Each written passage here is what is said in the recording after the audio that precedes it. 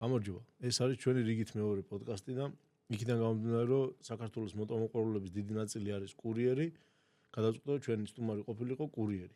ჩვენი სტუმარი არის ყველაზე კურიერი შადიმან ხარშილაძე. გამარჯობა. გამარჯობა.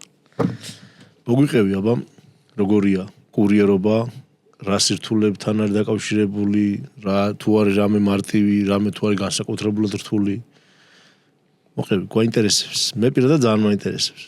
მოგესალმებით. მოგესალმები თქვენს მსმენელს. მოხარული ვარ, რომ ამ საინტერესო ეპიზოდში მონაწილეობ. მოვყვები ჩემი უკვე 7 წლიანი კურიერების ისტორიას.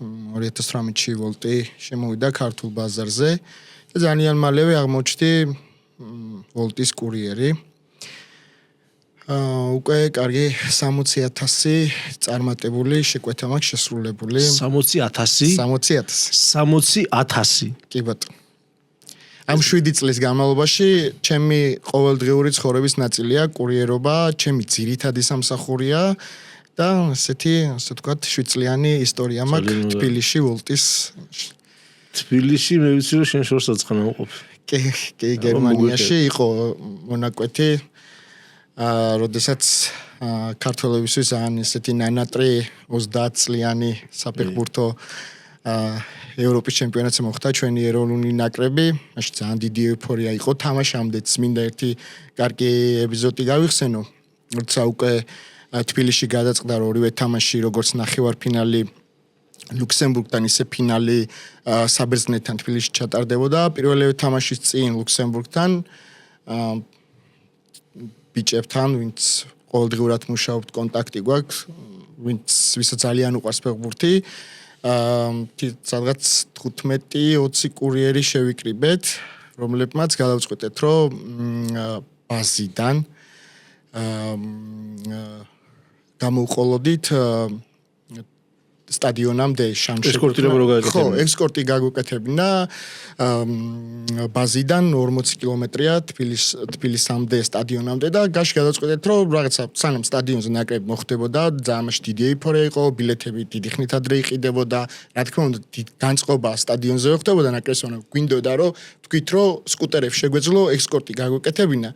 და ნაკრები უკვე თბილისში რო შემოვიდოდა დიღომში, დინამო არენამდე მოგვეწყო ისეთი ხმაური, რომ აი ეს რაღაცა სტადიონამდეც კი შეგვექმნა ფონი ბიჭებისთვის და ეს მართლაც მოვახერხეთ, იმიტომ რომ სიგნალი, დროშები, ბევრს მაშინ მიუხედავად იმისა, რომ მარტი იყო საქართველოს ნაკრების მაისური გვეცვა სიცივეში და ისე უკეთებდით ექსკორტს და ეს რაღაცა კარგი დადებითი მუხტი იყო. იგივე გავაკეთე, ანუ ლუქსემბურგის გამარჯვების შემდეგ ფინალი საბერძნეთის რაღაცა დაუვიწყარი მონაკვეთი და რამდენიმე დღის შემდეგ ეიფორია რომ ასე ვთქვათ ცოტა ჩაცხრა და დადგა ის მომენტი რომ უკვე პირველად მივდივართ ევროპის ჩემპიონატზე, რა უნდა გავაკეთო, ჩემ თავს კითხე და მომივიდა ესეთი აზრი რომ დამეკეთებინა დელივერის ისტორიაში ყველაზე გზელი შეკვეთა.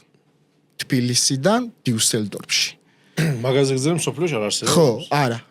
ესე ვთქვათ, ჩემი მხრიდან რაც იყო, გავთვალე, მივედი კომპანიასთან, ვოლტთან, რომლის პარტნიორი კურიერი ვარ, შევთავაზე, რომ ესეთი იდეა თუ დავხდებოდა ცენტრალური ფინეთი, რომ ასე ვთქვათ, ეს დაიდასტურებინა, რომ სიმბოლური შეკვეთა, როგორც ქვეყნის ნაკრები მოხდა პირველად ყველაზე მასშტაბურ საფეხბურთო ფორუმზე, რომ რაღაცა გამოგვეხატა, ასე ვთქვათ, ჩვენი ჟესტი ამ ამბავთან დაკავშირებით და როგორც კურიერს მე ჩემი სიტყვა მეთქვა რა.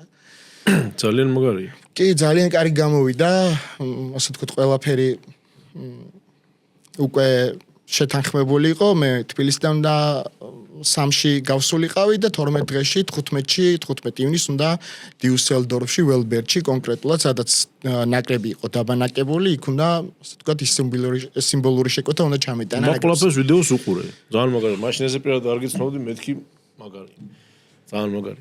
აი საკურიერო, აი ესეთი რაღაც რთულ ერაშია, ქალაქში მოძრაობა იქნება თუ მომხმარებელთან ან ურთიერთობა, რამე პრობლემებს თუ ხდებით?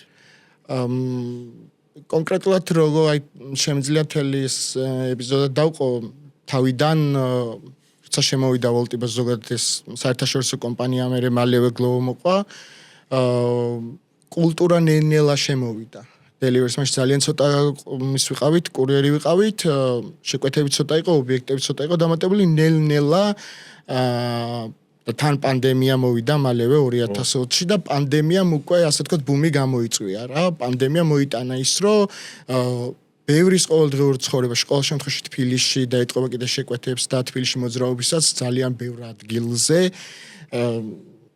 არ არსებობს მონაკვეთი კურიერი რო არ შეხვდეს. არა კი, როგორ რასამ. შუქნიშანზე რო ჩერდები, ბოდიში გაწყვეტინებ, იმდასაც ვამბობდი, რომ შუქნიშანზე რო ჩერდები ხოლმე ამ ინდში ნაკლებად, ეხლა ზამთარში ნაკლებად. ზაფხულში ქონია შემთხვევა, ვაჟებშავლო შუქნიშანზე რო გავჩერდებოდი, აი რომ გავიხედა ერთ მხარეს და მეორე მხარეს ხო იცით 10-15 სკუტერი მოტო რა ვიღაც ძალიან მაგარია, ძალიან მიხარია. დროსთან განმავლობაში დაიხვეწა თვითონ კულტურა კურიერობის მომხმარებლის მხრიდანაც ან delivery-ის მიმართ დამოკიდებულება და აქტუალური გახდა ყოველდღიურ ცხოვრებაში, როგორც ლანჩის დროს, ისე თუნდაც დილას და საღამოს უკვე სამოსახლეობა სახლშია და უკვეთავს და ასევე თბილისი 24 საათიანია, ვიცი რომ ბევრი ვოლტის ქვეყანა რომელიც ევროპაშია, არ არის 24 საათიანი. თბილისის აქ მაგის კულტურა შეიძლება ნებისმიერ დროს შუაღამისას თუნდაც რაიმე საჭირო აფთიაქში კონკრეტული ნივთი მოგიდეს, გამოიძახო და ისარგებლო, ასე ვთქვათ, კომფორტით, რომ 24 საათის განმავლობაში ნებისმიერ დროს შეიძლება შეუკვეთო და ძალიან მალე მოგივიდეს სახში კონკრეტული შეკვეთა. ეგ ძალიან მაგარია, რავი, ევროპაში ვისაც უცხოვრია კი ეცოდინება საღამოს 8 საათი იყო და აფთიაქი ვერ ვნახე. ანუ საერთოდ აფთიაქი ვერ ვნახე რა. რო დაგჭირდება, ანუ სასწრაფოში უნდა დარეკო, მე სასწრაფო მოგხედავს, სადღაც აფთიაქში მიყიდე ჩვენთან ყველგან აფთიაქი დავაც ეგრე არ არის. ის ამბავი რომ ეხა ვინც მოქალაქე არ არის და დროებითი მოქალაქეობისაც არ აქვს, ან მოქალაქეობისაც არ აქვს, მაგათ რომ მუშაობა აუკრძალეს, ეგ ამბავი ალბათ თქვენ დაგტვირთავთ ძალიან. კი, იმიტომ რომ გარკვეულწილად ბევრი ასე ვთქვათ უცხო ქვეყნის მოქალაქე ძალიან ბევრი. კი, უცხო ქვეყნის მოქალაქე ასე ვთქვათ ადაპტირდა ჩვენ ყოველდღიურ სამუშაო პროცესში. ყველასთვის იგრძნობდა რომ ჩვენ კურიერის მომხმარებლისთვის კომპანიისთვის და უცებ მიღებული კანონით სახელმწიფო რეგულაციით 1 მარტიდან მათ შეეზღუდათ ასე ვთქვათ საკურიერო საქმიანობაში მონაწილეობა. არ ვიცი პროფესიონალურად როგორ მაკუთხეს როგორ მომიდგე, მაგრამ მე მგონია რომ მაინც კარგი საქმე გაკეთდა ასე თუ ისე კურიერებისთვის. ხელსთვის შეუშლის არ ვიცი, მაგრამ მგონი კარგი საქმე გაკეთდა. დრო გამოაჩენს მომხმარებლისთვისაც, იმიტომ რომ უჭირდათ კომუნიკაცია. მე ჩემ გამოცდილებიდან გეუბნები რომ საშინელება იყო. აი მართლა საშინელება იყო, იმიტომ რომ ადამიანმა არ იცის არც ერთი ენა. აბსოლუტურად არაფერი, სადღაც სხვა მისამართზეა მისული, სადღაც რაღაც ვერ გაგნებს, მე ვიღაცას ეძებდა რომ თქვა იმ ასე თქვა რომ აი აქ ვარ და სხვათა შორის ბოდიში გაგაწყვეტინე ბევრჯერ ყოფილა შემთხვევა რომ როგორც ჩემ პირა პრაქტიკაში ისე ბევრ კურიერს ვთქვია რომ აი როცა უჭირდა სადმე წაწყვეტია რომ აი უბრალოდ დახმარება ჭირდება ვერ აგნებს ჩვენ ქართულად გამოგვირთმევია ტელეფონი დახმარებათ რომ ის კონკრეტული ორდერი მომხმარებლამდე მიეტანა. ეგ თავისთავად ხო ორბლიანები ხო იცი სხვანაირად ვარ. კი და ეს მინდა აღნიშნო რომ მართლა იგრძნობა რა არ არსებობს არის მონაკვეთი რაღაცა მომხმარებელი გიკავშირდება კონკრეტული აპუნქტიდან როცა ობიექტიდან აიღე შეკვეთა მიგაკ მომხმარებლამდე და რაღაც მოგწერა და უბრალოდ კუთხეში უსაფრთხო ადგილას გადააყენე ავარიულები ჩართე და ერთი სიტყვით სანამ აწესრიგებ რომ ჩერდები ხო და აი უბრალოდ ძალიან ბევრი კარგია რა აი რაც არ უნდა უდგან რაღაცა დაღლილი იყო აი ეს ემოცია რომ მოდის კურიერი და აი რაღაც ანთებული თვალებით გეუბნება რომ აბა მეგობრებო რომ დახმარება ხო არ ჭირდება ეს იმხელა მუხტია კარგია ძალიან მაგარი აი ქონია რამდენჯერმე შემთხვევა რომ უბრალოდ არის სამუშაო პროცესში რომ საბურავი რაღაცა და დაგეშურა არ არსებობს მომენტი რომ მარტო შენით გამოძრე იმიტომ რომ იცი რომ 2-3 კურიერი ყოველთვის ასე ვთქვათ იმ პრობლემას იმასთან ერთად გადაალხო და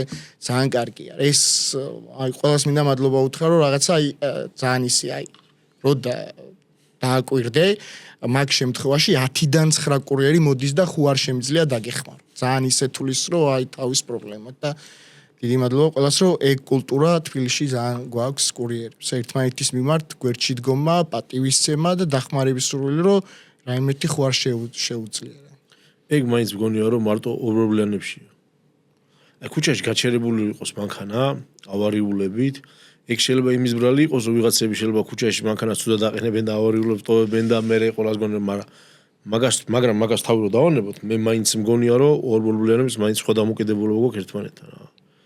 იმიტომ რომ მოტოთიც რომ მანქანათაც რომ რამშობ გაჩერებული რომ ბევრჯერ მეკითხავს ამე.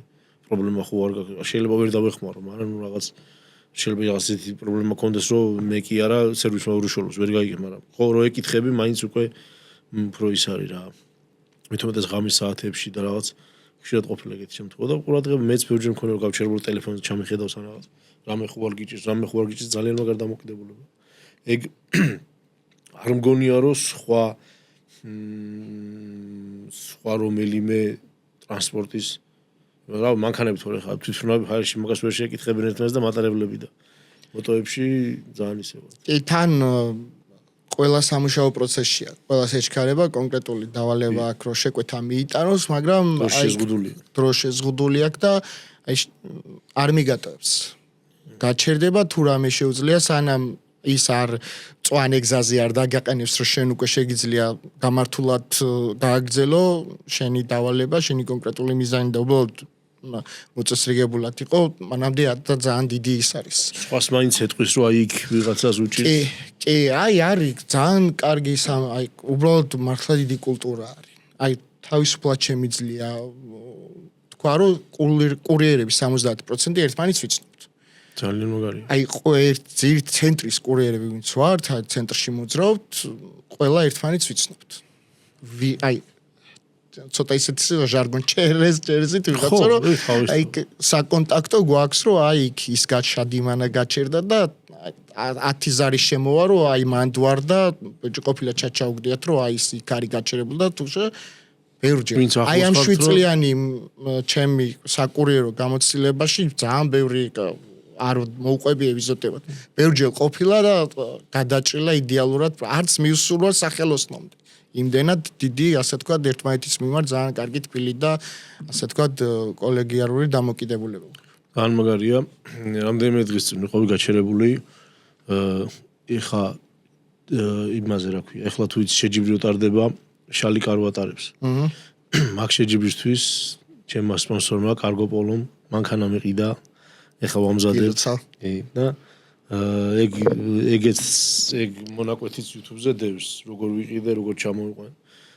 გაჩერებული ვიყავი, ოღონდ უბრალოდ მართლა უბრალოდ გავჩერდი და ძალიან ინსტინქტურად გავჩერდი თუ არა ავარიული ჩავრთე რა. ვიღაც ბიჭი მოვიდა, აი ფეხით მოდიოდა ვიღაც რა. და ხო არ გინდა მოგაწვეო და დაქოქრე მანქანაში ვიჯით და არაფერი არ ვთქვი, მეთქი არა მეთქი მადლობა, ანუ მართლა ძალიან მაგარი სასიამოვნო მომენტია რა. აი ძალიან დასაფასებელია ეგ დამოკიდებულება ქართველებთან, ეხა უცხოელებთან ეგ მსგავსი შემთხვევა მე დიდად არ მქონია, მაგრამ ქართველებში და ორბორბლიანებში ეგ მართლა ძალიან მაგარი მომენტია რა. ერთი რა უნდა მეთქვა, ქალაქში რამდენი ხანი მუშაობ ხოლმე დღის განმავლობაში რამდენი საათი მუშაობ? არის კარგი სამუშაო დღე. აი ზირთად ორშაბათიდან პარასკევამდე ან თუნდაც თბილისი და ნალექიანი ქალაქი არ არის, მაგრამ ამისგან მიუხედავად როცა წვიმს ზირთად მომხმარებლები მაინც სახში ჩებიან. შეკვეთების რაოდენობა არის ბევრი და ასე ვთქვათ, კარგად მუშაობ. თან ვიცი რომ მაგ დროს ბონუსები გაქვს. კი, ეგეც დამატებით ისეთი мотиваცია არის. 60.000 შეკვეთაში ეს გონი ოლიგარქია. რაღაცები გასარკვევია. ხო და ძალიან ისეთი მომენტი არის რომ როცა ასე ვთქვათ, мотиваცია გაქვს რომ ყალიბში კარგად წერს აპლიკაცია შენ თვითონაც დამუხტული ხარ რომ დღის განმავლობაში ბევრი შეკვეთა შეასრულო, იმიტომ რომ საღამოსოცა დღე მთავრდება და ეს სამუშაო დღე იქ ციფრებში როგორც შეკვეთების რაოდენობა და შეკვეთების რაოდენობიდან თანხა ძალიან კარგად აისახება და ასე ვთქვათ. ეგ ძალიან კარგი. აი რამდენი საათი აი საშუალო რაღაც ხო გამოყვანილო მაგათად აი რო გამოხვალ სახლიდან მაგათად 5 საათი 6 საათი. ჩემი სამუშაო დღე 10-12 საათი. შენზე არ მაქვს ლაპარაკი, არასწორად დავსვიკითხო. ზოგადად რამდენია ხოლმე თუ შენ ახლა დუსელდორფში ხარ ჩასული არ დაიგე. აი საშუალო და აი არა მაგალითად პროფესიონალი კურიერი, არა მაგალითად ამწყე საშუალო დღეში რამდენი ხანს მუშაობ? 5-6 საათი.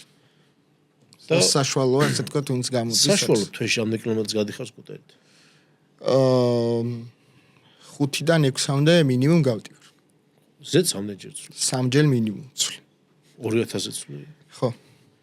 მე ადრე იყო ხოლმე სულ ისეთი რაღაც, რომ აი სულ ერთი პერიოდი ხა მე ჩინური სკუტერის მოყვარულიც რა ყოფილი ვარ, მაგრამ შეხება მქონია როგორ ხა მეგობრებს ყავდა რაღაც.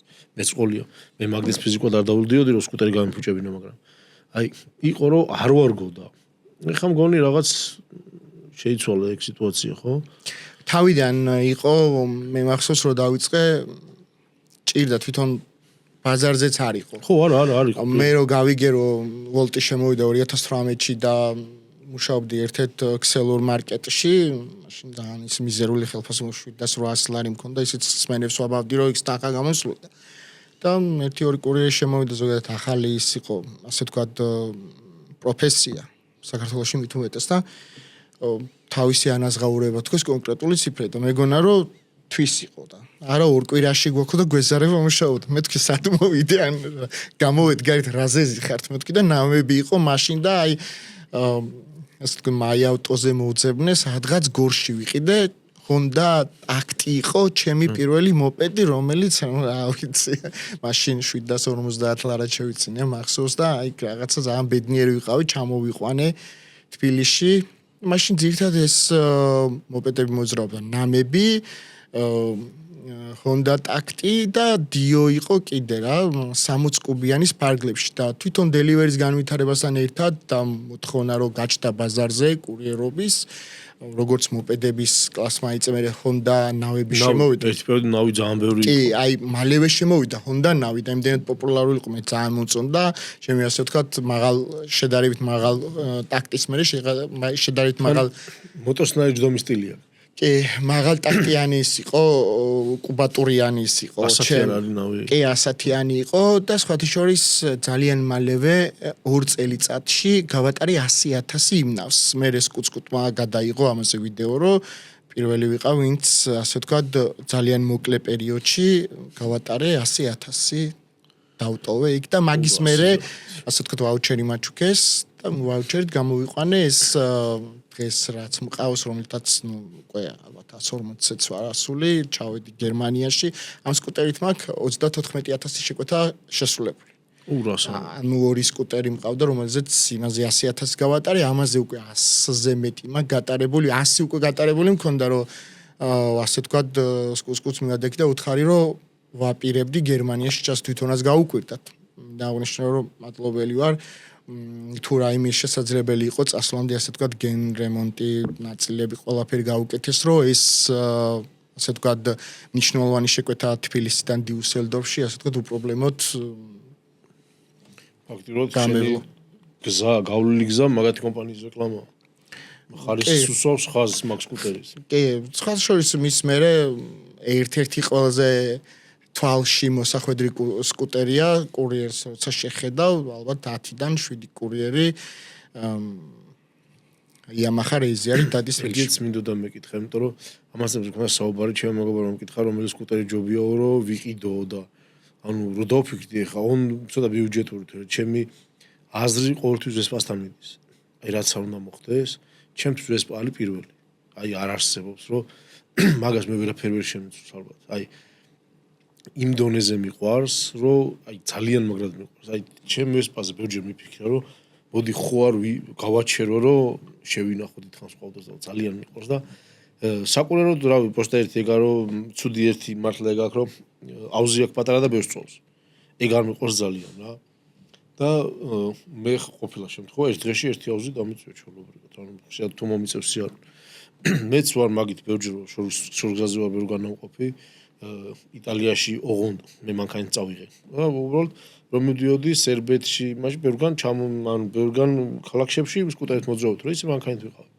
და საკმაოდ ბევრი ვარ, აქაც ბევრჯერ ვარ ყოფილი ზუგდიდში, რაჭაში, ბევრგან რა.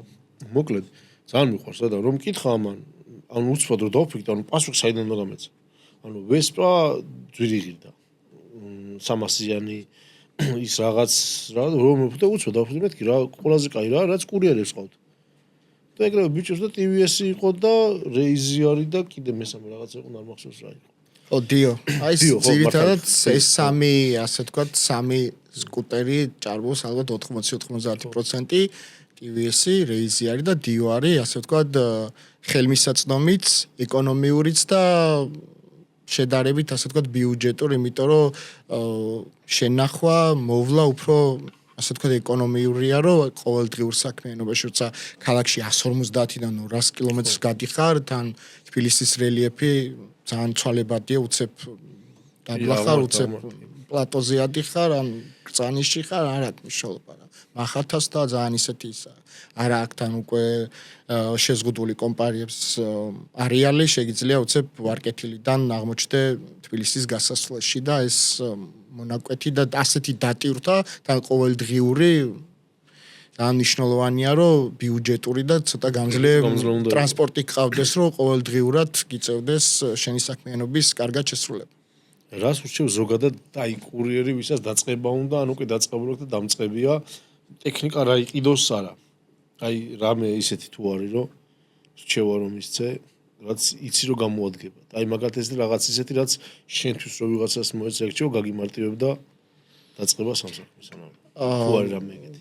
სხვათა შორის ვახსენე რომ თავიდან არ იყო დასაწყისში ბევრი რამ და დელივერის განვითარებასთან ერთად თვითონ აი ეს ტრანსპორტიც რაც ვახსენე რა შემოვიდა თვითონ ბევრი მოტომაღაზიები სკუტერ ისინიც არის ინვენტარი ხელმისაწვდომი რომ უკვე ვახსენეთ რომ ზამთარშიც კი მე მაგალითად მუშაობა რა დავიწყე ძალიან მცივანა ვიყავ და ოჯახში ცოტა სკეპტიკურად შეხვდნენ და მითხრეს რომ თუ დაიბარეო სამსახურში რომ მარტო ზაფხულში იმუშავებ და ზამთარში არა იმიტომ რომ ვერ წარმოედგინათ, მაგრამ იმდენად უკვე კარგი ასე ვთქვათ ეკიპირება, იმდენად ხელმისაწვდომია, რომ არ მგონია კურიერს გაუჭიდეს, მაგრამ ჩემი აზრით მე მაინც დღევანდელი თბილისის ასე ვთქვათ ჭარბი ტრანსპორტიდან გამომდინარე, ურჩევდი რომ 100-იანით თუ უფრო ეყოფა ასე ვთქვათ ნერვები რომ უფრო 60-იანით დაიწყოს, კუბატურას გულისხმობ, რომ ნელიმით მიეჩვეს ან თუნდაც სკროლით დაიწყოს, რომ მაღალ კუბატურაზე უკვე როცა დაჯდები დღევანდელ თბილისში მაინც არის რთული ჩემთვის იმიტომ რომ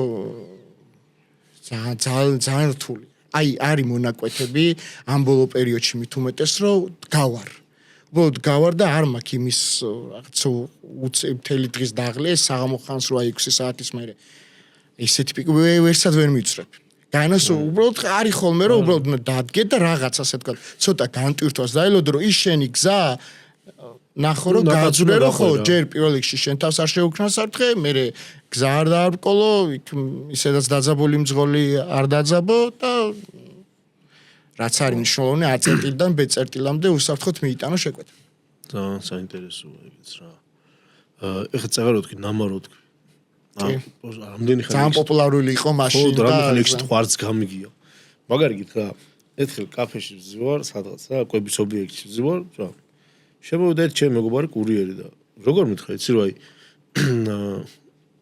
მე და ჩემი მეგობარი ვიყავით ჩემი ძმაკაცი და შემოვიდა და აი როგორ ხარ მივესალმე ჩვენ ხო ვიცნობთ მათ ანუ არაფერს პირდაპირ დაიწყო რა აი თქვენო 1000-იანი ბაიკებით რომ დადიხართ და რო გონიოთ რომ ტარება იცითო ეხაო შეჯიბს ვატარებთო და მიდი აბა გამოდი მაგ შეჯიბს და მოიგეო მეთქი რა გინდა მეთქი ხო რა ნახე რო ეთქვა რომ იცი რა შეჯიბს ვატარებთ და მოდი გამოდი მონაწილეობა მიიღე ვიტყოდი რომ არა რა იმიტომ რომ როგორი სიტუაცია იცი რომ ეხა სკუტერები შეჯიბრი რომ ტარდება მან შეჯიბრი მონაწილეობა უნდა მიიღო სკუტერისტმა ამდენი ხანია მაგას ვებძვი რომ ჩვენთან ტარდება ჯიმხანა და მონაწილეობას იღებენ მარტო სკოლის ან მასწავლებელი ან მოსწავლე ანის და ან თვითონ გამოდის რომ ეს რო გადახედო ჯიმხანა ზემოდან რო დროინი დახედო მონაწილეზე მეტი მსაჯია იმიტომ რომ სხვას გამოსვლის სურვილი არ აქვს. იქიდან გამომდინარე რომ იმ ადამიანს როცა სკოლის მასწავლებელია ან ინსტრუქტორი ან მაგ სფეროში ვინც არის იმ ადამიანს თავისთავად აქვს მოედანი. იმ ადამიანს თავისთავად აქვს ეს კონუსები ფიშკებს რო ეძახიან. შეუძლია დაალაგოს ივარჯოს ყოფილი. შეჯიბრი სამოყვარულო შეჯიბრი იმას ნიშნავს რომ ნებისმიერი მოყვარული ადამიანისთვის პირობები უნდა იყოს საერთო. და კიდე ერთი ანუ შეჯიბრი დაიწყება ხოლმე აღმოჩნდება რომ რომელიღაცა კონკრეტულ მონაკვეთში არ ეტევა რაღაც მოტოციკლეტი. ანუ ეს ხო სამოყვარულო შეჯიბრი რას ნიშნავს? მოტოთი რომელთაც ვსეირნობ მაღაზიაში დავდივარ მუშაობ სამსახურში მივდივარ მოვდივარ იგივე მოპედით რო ან მოტოთი რო მივალ შეჯიბრზე ანუ სამოყვარულოს რომ ანუ ყველასთვის ერთი პირობა უნდა იყოს დაახლოებით მაინც ისე რომ ყველაზე მინიმუმ იმ ფიშკებს შორის უნდა ეტეოდეს. და მე აღმოჩნდა იქ არ ეტევა რა და რა უნდა ანუ სამოყვარული პროფესიონალური სპორტისთვის უნდა წახვიდე, მოტო უნდა იყიდო, უნდა მოამზადო და არეგულირებულ მომორტყმო სამოყვარულას ნიშნავს, ანუ უცბად ჰოპ, მიხვედი, ვა შეჯიბრია, ხო გამოხვიდე და უნდა იყო კონკურენტუნარიანი და არამს თუ ის სადმე არ ეტეოდე.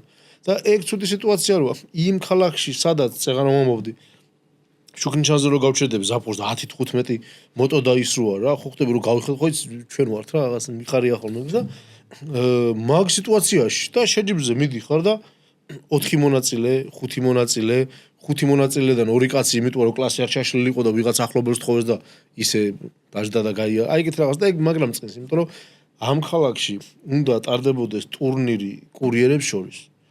წლის ბოლოს უნდა იყოს ჩემპიონი, ოღონდ უნდა იყოს კურიერი მაგალითად და რაღაც ისეთ რაღაც და ნუ ეგ ცუდია რო არა რა. ხო და რას გიყვებოდი? რო ეთქვა რომ შეჯიბრდა და არ გამოვიდოდი რა, კარგი მადლობა, მივიდოდი უყურებდი აუცილებლად რა. აბა თუ ამას იზავ, აბა იმას თუ იზავ, აბა ის და მეთქი ხო არ ღადაობ, მეთქი რაღაც უნდა ვქნა. მეთქი კაი მოვიფიქრებ მეთქი და დაურეკე პიტსტოპი ხო იცი? პიტსტოპისა ჩემ მეგობარია, გიორგი ჩიქოვანი. დაურეკე რომ მეთქი პონის რამდენად მომყიდი მეთქი. გახსოვს ერთი პონი რო იყო? მონსტრო ყავდა პატარა ხანი ასე ვთქვათ კი. მაგარი ნავისთან თითქოს იყო რომ აი პონი თუ ნავი, მაგრამ ნავმა ცოტა ასე ვთქვათ. იმიტომ ავტომატიკა იყო. ხო, აჯობა იმაში. და თხოვედა, არ მოყიდიოდ. მეთქი რა გინდა მეთქი? ვიყიდულობ მეთქი რა. რისთვის გინდა მითხარიო? მეთქი ესე შეჯიბი ტარდება მეთქი და მაშინ იყო რომ ეგ პონები რო გამოვიდა, რო ჩამოვიდა პირველ საქართველოს. რამდენიმე წელი გავტესტე, ერთი 100-იანი იყო, გონი 150-იანი იყო, მაგრამ და ანუ რო გვენახა, როგორი იყო რა. თვითონ პისტოპი ვისიც არის იმადგა შემოწმეს ჩვენ შინაურებმა რა. ერთი ხომ ყავს აქ რომელიც გავტესტეთო და მაგას გათხოვებო. მეთქი ოკეი, მეთქი მათხოვე წამოვიყვანე. ანუ მართლა ეხა არ არის მიქნი, არ მქონდა გადაწყვეტილება, თან რომ მიტყეს რომ ნამა თამაშდებო, მეთქი რატომაც არ რავი. მივედი შეჯიბრზე იყო და შეჯიბრი იყო სად იცი? დიღომში, ბელიაშვილზე. ლაიონ მოტორსის უკანავს. მივედი გზა გამზადებული იყო, ბიჭები ყოლანი, აუ გიჟებივით იყვნენ. მეთქი მოდით. არაფერი არ მქონია ის განცდა რომ რა აუცილებლად უნდა მომეგვარა. უბრალოდ მართლა მონაწილეობის მიღებამდე და იმიტომ რომ მაგ პერიოდში სხვა შეჯიბრები ატარდებოდა. მეთქი გავერთოვი. გავერთე და მოვიგე. და მე წამოვიყვანე ნამა სულ რომ მართლა აი 1 სანტიმეტრიც არ გამიტარებია. უბრალოდ დავქოქე, წამოვიყვანე და მე მოდიოდა შეჯიბრი და დავდე ინტერნეტში განცხადება რომ გავსული საბურავებში მეთქი, იმიტომ რომ საბურავები მაშინ ფიზიკურად ძალიან ძვირი ღირდა და გავცვალე მაშინ ხო, ნუ ერთში არა რა თქმა უნდა ამდენში წრიული ბოლისთვის საბურავები გამოვიყენე მოკლედ ეგ ნამა კარგად. მაგის მერე იყო ჰასკიში იყო შეჯიბრი. ჰასკი პარკში. და წინა დღეს ავედი გზას ვინც აკეთებდა კონფიგურაციას. დათო ლობჟანიძე მითხრა რომ მოდი ერთი გაიარეო რა რომ სადმე რამე ხო არ შევასწროთ რაღაცა, ანუ მონაწილეს მხედა როგორ ჩანს. არც სუპერმოტო არ მყოლია არაფერი. მეთქი კარგი მეთქი და გავიარე მეთქი კარგი ამ შვენიერი. მაგ დღეს ხო დაადუღეს ეგ ტრეკი, მეორე დღეს დაიწყო სანამ კვალიფიკაციები დაიწყებოდა ვიღაცები ვარჯიშობდნენ რაღაც. აი ეს უბრალოდ ვიდექი. ფეხით ვიყავი მისული. და გინდა თუ არა, ფეხით კი არ ვიყავი, სკუტერით ვიყავი მისული. და სკუტერები შეჯიბრიც იყო. მაშინ ვიყავი, აი, შენ რო ყავს, მაგ სკუტერით ვიყავი. და 125-იანია. ლიბერტი პიაჯიო. და ეგეც ჩემი სიყვარული პიაჯიო გრუპი ძალიან მიყვარს და მართლა უბრალოდ ვიყავი რომ ეგ სკუტერი ნახე არ ისტარტება ადგილიდან ჩქარა ვერ მიდის და რომ მივედი ბიჭებს 50 კუბიანი დიოები ორტაქტიანი იცი როგორ ყავდათ მომზადებული აი რომ დაიძრებოდა და წავიდოდა ადგილიდან კი არა აი 20-30 რომ მიდიოდა აი რაღაც უცბად გასმიცან და ცხვირს აწანონდა ხალთვალზე დიო ძალიან ჯანზე იყო რა იქ ვიღაც მოვიდა 90 მიდით ჩემი სკუტერი ვიღაცავს ცოტა ისე ვიყავი რა, ანუ ხალხში უყურებდი იმ განწყობას, რომ უნდოდათ რომ ჩემთვის მოეგო რა. ანუ ეგ მომენტი მძაბავდა თორე ისე რომ შეჯიბზე გამოხვიდე ხ მოიგებ თუ წაგებ ჩემთვის ხ სიმართლე რო გითხრა.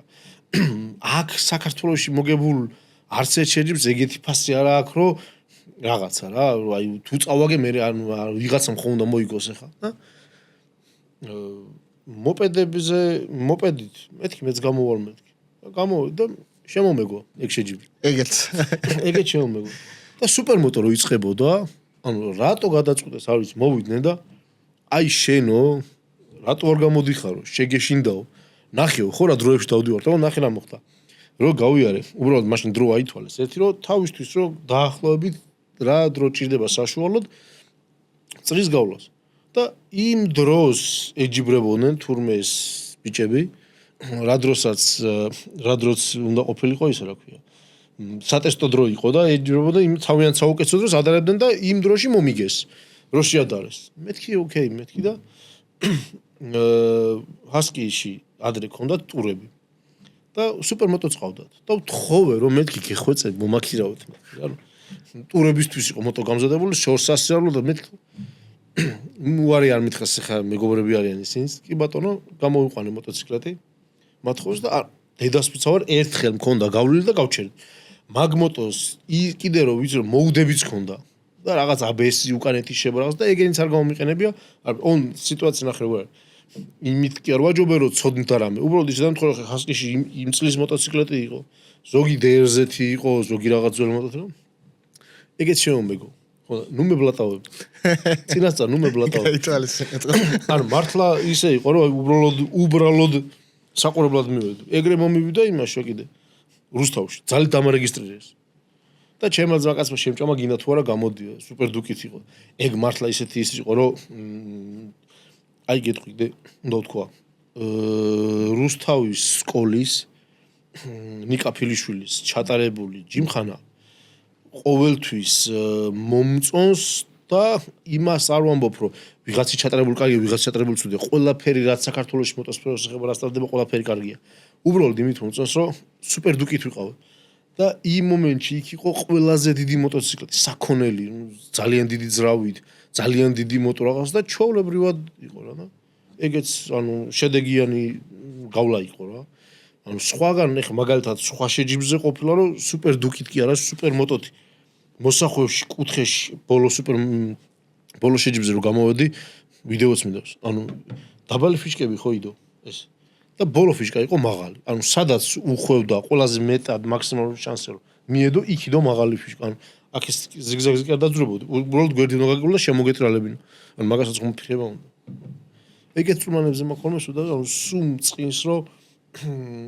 იმ ქალაქში სადაც ყველაზე ბევრი სკუტერია და ძალიან ბევრი სკუტერისტია და თან ახლა რა TikTok-ზე რო შევდივარ მაგალითად ან სადმე სხვაგან ხდება რომ სკუტერებით ბიჭები ძალიან მაგრად ატარებენ ზოგი ცალთვალზე დადის ზოგი რაღაც მოაცურებს იქ ყინულზე დრიფტაობენ ანუ მართლა ძალიან მაგრად ხო უყურებ ხა მეც ქალაქში დავდივარ ბიჭებს ხო უყურებ რამდენჯერ მიფიქრე რომ ხა აი ეს ხა შეჯიბრზე რომ გამოვიდეს ძალიან მაგარ შედეგს დადებს მაგრამ რაღაც სიტუაცია ისეთი რომ იქამდე მისვლა არ უნდა და ასე რომ უნდა შეიკრიბოთ მეგობრებო თქვენ რამდენიც იქნებით 10 100 თუ 1000 მე გეტყვით სად უნდა მიხვიდეთ მოგისმენენ და შეჯიბრი იქნება ისე როგორც თქვენ გინდათ ასე რომ მოინდომეთ და მაგაზე მე დაგეხმარებით მე გამოგყვებით წინ იცი რა მითხარი შემდეგი გეგმა თუ გაქვს რამე საინტერესო ჩემი ასე ვთქვათ პროფესიიდან ან თუნდაც გავლილი ყველაზე გრძელი შეკვეთიდან 7 ქვეყანა 4000 კილომეტრი მანამდე ზუსტად 3 წელი ხდება 2023 წლის მარტში დავწერე რომ მაქვს სურვილი გავაკეთო YouTube ვლოგი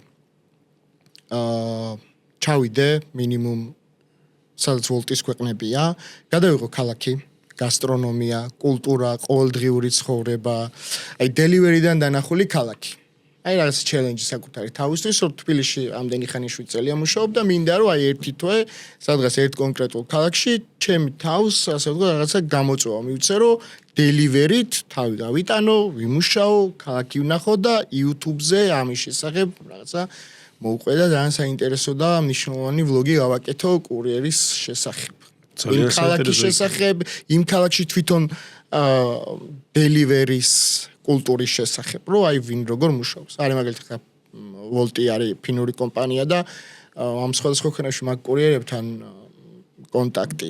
იქ ერთი ცნობილი კურიერია ტიმურ ფუელესი, სხვა შორის ტიმურმა 2019 თუ 20 წელი იყო ზუსტად არ მახსოვს, გააკეთა ყველაზე მეტი შეკვეთა თვის განმავლობაში. მაშინ YouTube-ზე და TikTok-ზეც გავარდა ეს ამბავი და მაგის შემდეგ ჩვენთან ქართულმა გააკეთა იგი ძალიან მაგარი ჩემი საუკეთესო მეგობარი ჩუბინა, ყველა მისის ჩუბინატორი, რომელმაც ის შედეგი მოუხსნა. 2004 წლის იანვარში გააკეთა ყველაზე მეტი შეკვეთა. დღის შეკვეთა გააკეთა 129 გააკეთა 24 საათში. ჩუბინა. ჩვენმა 2004 თუ 2024. 2024 წლის, ანუ 1 იანვარში, 1-დან 31-ის ჩათვლით გააკეთა 2159 თუ რაღაც. ანუ ტიმურზე არა, თვეში. ხო, დღეს რამდენი გააკეთა? დღის ქონდა 129, ანუ 129 ქონდა დღის და მაგ კვირაში 129 გააკეთა 550 ქონდა კვირის. 129 გააკეთა 12 საათში თუ 24 საათში? 24 საათში. ანუ საშუალო 12 წუთში წარმოიდგინე 2 ორდერი. ანუ 2 მისამართი, მომხმარებელი, ობიექტი მომხმარებელი. ხო. 12 წუთში გამოდის ერთი შეკვეთა. ძალიან მაგარი შედეგი. კი. აი უბრალოდ ჩუბინ არის ნუმო როგორ სიტყვიან ამაში. არა, ობიექტმაც არ უნდა დაგიგვიანო. ხო. უბრალოდ მენეჯმენტი მაგის კუთხით ჩუბინას აქვს გასაოცარი. ჩემ მე რო დაამთავრა, აღნიშნეთ, შევიკრიბეთ ვერისბახში, ვიდეო გადავიღე, თქვით, ყველაფერი მე ტელევიზიებმაც გააშუქა, სტამბეჭდავი შედეგი. ერთი თვის განმავლობაში ადამიანმა რო საკუთარი თავი ასეთ რუტინაში ჩააგდოს, რომ 2200 შეკვეთა გააკეთოს, არის აბსოლუტური, არ ვიცი რა. უბრალოდ ამ ადამიანს ეს შეუძლია. მართლა ძალიან აი ქალაქის ის ხუთი თითივით და ეს მენეჯმენტი აღება დატოვება და ერთ რამეს ვაფასებ თან რაც არის რომ ნუ ვის არ დაგვირღვევია და არის რაღაცები რო იცი რომ აი ხო ხტები რაღაც მონაკვეთში რომ გზა მოჭრა და დააკეთო არ აქვს ანუ ერთი რაც ყვა ძალიან კულტურული სიარულია რომ წითელზე არ გაივლის მიუხედავად თუნდაც საფრთხე არ იქნებოს არა აი ძალიან მოწესრიგებულად მაგრამ ის მენეჯმენტი აქვს რომ იცის რომ ის ობიექტიდან იქამდე აი ის A, B, C, D წერტილი აქვს ძალიან იდეალურად განსაზღვრული და დადო ეს შედეგი და აშკარად ეგრეა. კეთილ. ობიექტთან რო გაელოს ახს ობიექტიდან ესვრიან და სად მოყარებელთ რომ და მოყარებელსაც ეს შორიდან ესრო და თან რო მოვედი მე რო მოვედი მე მოვედი სექტემბერში ვოლტში და მაისში უკვე ერთ-ერთი პირველი კურიერი იყო ვოლტის ჩუბინა და რომ მოვედი 5000 შეკვეთა ქონდა გაკეთებული და აი ჩემი мотиваცია იყო დღემდე ვეუბნები ხოლმე რომ აი შენ ხარ ჩემი мотиваცია და მქონდა რომ მე თქვი როდესმე გადავასრულო რაღაც პერიოდები მქონდა რომ ესე იცის რა ერთ თვეს აიღებს და დადებს რაღაცა აი გიჟურ შედეგს რა ცოტა ანჩეთებში ხო და მე ცოტა აი ფუტკარი ვცდილობ რომ და იყო მონაკვეთი ეს მუღამი მქონდა რომ ყველაზე მეტი გაკეთებული შეკვეთა მქონდა ვოლტში რა მთელი ვოლტის კურიერებში იმიტომ რომ მინდა აღვნიშნო მე რომ მოვედი აქ ძალიან პროფესიონალი ბიჭები დამხვდნენ რომელიც მანამდე რამდენიმე წელი მუშაობდნენ ამ სექტორში პროფესიონალები თავის საქმის ობიექტების მისამართების რომელიც არ იყენებენ რა Google Maps არანაირ ლოკაციას რომ აი მონიშნოს რომ იქ მოუხარე იცის აიღო და უკვე რო აიღო მომხმარებლამდე გზა უკვე ტვინში აქვს დახაზული მე არ ჭირდება რომ იქ შუქნიშანს სად როგორ შეფერხდება ის აქ გათვლე რამდენ წუთში მივა და ამ ბიჭებისგან ვისწავლე მეც და ამ ასე ვთქვათ საზოგადოებაში რომ მოხვდი ამ ძალიან კარგ კომუნიტში ამ საოცარ ადამიანებში მეც ესე გზადაგზა შრომით და მონდომებით მივედი იქამდე რომ ესეთი სტაბილური კურიერი გავხდი და მაგ ეს იდეები რომ მინდა რომ ესე ვთქვათ ძალიან მაგარია აი კურიერობაში კიდე შემდეგი ნავიჯი ვთქვა რომ აი ყველა კონტინენტზე მინდა რომ ნამუშევარი მქონდეს ჩავიდე სამხრეთ ამერიკაში, ავსტრალიაში, ზელანდიაში, მივალ ალბათ თუ იქნება თუნდაც რომ აი პირველი კურიერი იყო ვინც იქ შეკვეთაში ასრულებს, რატომაც არ მექნება მაგის სურვილიც ხო. უბრალოდ ნახოთ აი დავიწყებ ამ YouTube vlogs და როგორ განვითარდება გზადაგზა მე თქვენ შეხედა. ანტარქტიდაზე პინგვინებს, ან კაკოს, ან სოსოს, ნუ ჩაუტანო. დაამთხი რო წავა კაკო და ან სოსო რო წავლენ, აქედან ჩაუტანენ რამე პინგვინის საჭმელი. გავთვლი რომ იქ რო იქნებიან რომ დაემთხეს. არის ხოლმე რომ ობიექტები მაგალითად რაღაცაში ხელს გიშლიან. კონკრეტულ რომელიმე ობიექტი არა, ზოგადად არის ხოლმე ობიექტებთან რომელიმესთან პრობლემაა რომ მაგალითად დაგიგვიანოს მე ამის გამო შენ კონდეს პრობლემა ან რამე მსგავსი რაღაც. არის რთული ობიექტები, რაღაცა თავისი, ასე ვთქვათ, ადათ წესი თუ როგორ უნდა ვთქვა, შინაგანა წესი როა, რომ რაღაცა delivery-თან სხვანაირი დამოკიდებულება აქვს და არის ზოგიერთი შაურმა, რომელიც თუ ასე ვთქვათ, დაგვიანდა, რაღაც მე არ გატანს შეკვეთას და ან თავიდან უნდა დამზადდეს, ან შენ უნდა ჩაიხსნა და ის. ერთი ალბათ ძალიან ისეთი მომენტია მაკს აქ, რომ როგორც დრაივზე გაწვის შეუფოთავ კოკა-კოლას, ისე გაძლევს და უკვე ბრჭყალებში დამუღამებული მაქვს პროცესი, რომ როგორ უნდა გავჭედო ჩანთაში, ისე რომ მომხმარებლამდე აბსოლუტურად მშრალი მივიტანო. თვითონ დაუზიანებელი შეკვეთა ერთი რომ უხერხულ სიტუაციაში არ აღმოჩნდე რომ თქვენთან მოვიტანე და მეც მე უხერხულება თანხა გაქვთ გადახდილი და მოვიდა ელოდებით და ის უკვე არა იმ მდგომარეობაში როგორც უნდა მომეტანე. ეგ ერთი დეტალი და მეორე დეტალი ის რომ თვითონ სამუშაო განწყობას გიფუჭებს ჩანთა დასოლდა, მოპედი დასოლდა, ტკბილია, ვეღარ მუშაობ ისე როგორც მანამდე მუშაობდა და ეს თავისთავად რაღაც გარკვეულწილ დისკომფორტს ქმნის სამუშაო პროცესში. ისეთი ის არა. თვითონ მინდა აღვნიშნო, რომ ძალიან განვითარდა ეს პროფესია. delivery-ის კუთხით არის რომ ობიექტები ცალკე ასე ვთქვათ კუთხე, ფანჯარა და მოწოდების სივრცე აქვს და თვითონ კომპანიები მიხვდნენ რომ delivery არის ზოგადად ყოველდღიური მნიშვნელოვანი თვითონ მათი შემოსავლისთვის რა. ძალიან ბევრი შეკვეთები აქვს. და ცალკე იმად გაყვეს რომ ცალკე სტაფი არის მომაგრებული რომელიც პლანშეტთან ზის კონკრეტულად delivery-ის კომპანიის შეკვეთებს ვინც იღებს და იმ შეკვეთებს ასე ვთქვათ დროის მიხედვით რომ მიუთითა რომ 10 წუთში იქნება 20 მიუთითა დროს არ აქვს მნიშვნელობა რომ თავის დროზე გამზადდეს როგორც არის რომ უკვე გზაში ტრანსპორტირებისთვის შესაბამისად შეფუთული იყოს მოწესრიგებული იყოს რომ მომხმარებლამდე ზუსტად ისეთივე ასე ვთქვათ მომზადებული მივიდეს როგორც სამზარეულოში შეიფუტა რომ პირდაპირ ასე ვთქვათ ხელიდან ხელის მომენტში გამოვიდეს რომ კომფორტული იყოს მიტანა და იგივე იგრძნოს როგორც რესტორანში კონკრეტულად ღებულობს ისეთივე მიიღოს სახლში კომფორტულად. ეგ ძალიან კარგია. ერთი რაც მინდა ვთქვა, ჩვენი პოდკასტის სპონსორი არის კომპანია Cargo Polo. ამას ყოველთვის ყველგან ვიტყვი, ძალიან მაგარი კომპანიაა, რომელიც ეხმარება დილერებს ნებისმიერი ავტოსატრანსპორტო საშუალების ჩამოყვანაში ევროპიდან, ამერიკიდან არ აქვს მნიშვნელობა. შეგიძლიათ მათი Facebook გვერდი ნახოთ, შეგიძლიათ დაგუგლოთ, პირდაპირ Cargo Polo-ს ნახავთ, ეს ჩვენი ლოგო რაც არის Cargo Polo-ი, მაგის მიხედვით ნახავთ და შეეხმიანებით და ერთს კიდევ ვიტყვი რომ მაგარი სიახლე მაქვს, აი ეს მანქანა რომელიც ვიყიდე შეჯიბრით Cargo Polo-მა რომელიც მიყიდა, ვიწყებ მომზადებას რა. თქო, ზუსტად არ ვიცი როგორ უნდა მომზადო და წესები არ ვიცი. ერთი რაც ვიცი რომ წინ უნდა ქონდეს ძლიერი დამცავი რადიატორი არ გამიფურჭდეს რაღაცა ერთი ეგ ვიცი რომ გავაკეთე და ჩენი მე უკვე სხვა ვიდეოებში შემდეგ ჩემი YouTube-ის შემდეგ ან იმის შემდეგ ვიდეოში იქნება ეს სიახლე და გაგაგებინებთ რას და როგორ გავაკეთებ რა. ასევე ჩემი სპონსორია მაგ მანქანაზე Cargo Polo-სთან ერთად, Cargo Polo ძირითადი სპონსორია, ყველაზე გენერალური სპონსორია და ასევე მეხმარება პორტალი, საწვავის კომპანია. მოკლედ დღევანდელი შეხვედრა. წარმატებას გისურვებ. ჯერა ისე შემოგეგებება თუ ის წინაშე ჯიბერები როგორც მოიგე ესეთივე პრინციპიც არ ვწონს სიმართლე გქონდა, მაგ შეჯიბრის პრინციპი მართლა არ ვიცი, დედას ვიცავარ, ან ვიღაცებს გქონდათ რომ ახლა ხაშალიკა ჩემი ვაკაცია რაღაცას მე მართლა არ ვიცი, დედას ვიცავარ. არც მისაუბრია მაგ თემაზე, არ მქონია მაგაზე, იმიტომ რომ ერთი იყო რომ მე რომ ჩემ ერთ-ერთ YouTube-ის ვიდეოში ვთქვი რომ მანქანას ვყიდულობ მეთქი და შალიკას მიმართე YouTube-დან და ეგ მონაკვეთი ქონდა ამოჭრილი, არ ვიცოდი გამოშვებდა თუ არ გამოშვებდა, რაღაც კრიტერიუმებია ზოგი იუთუბერი, ზოგი ის არის და ეგ მონაკვეთი ქონდა ამოჭრილი და სტორიში ედო და მაგით მივხვდი რომ ესე იგი მონაწილეობდა. ესე იგი მეც იქნება და იმის მერე გავაქტიურდი და საინტერესო იქნება. ძალიან დიდი მადლობა. მადლობა თქვენ. ძალიან დიდი მადლობა რომ მოხვედი.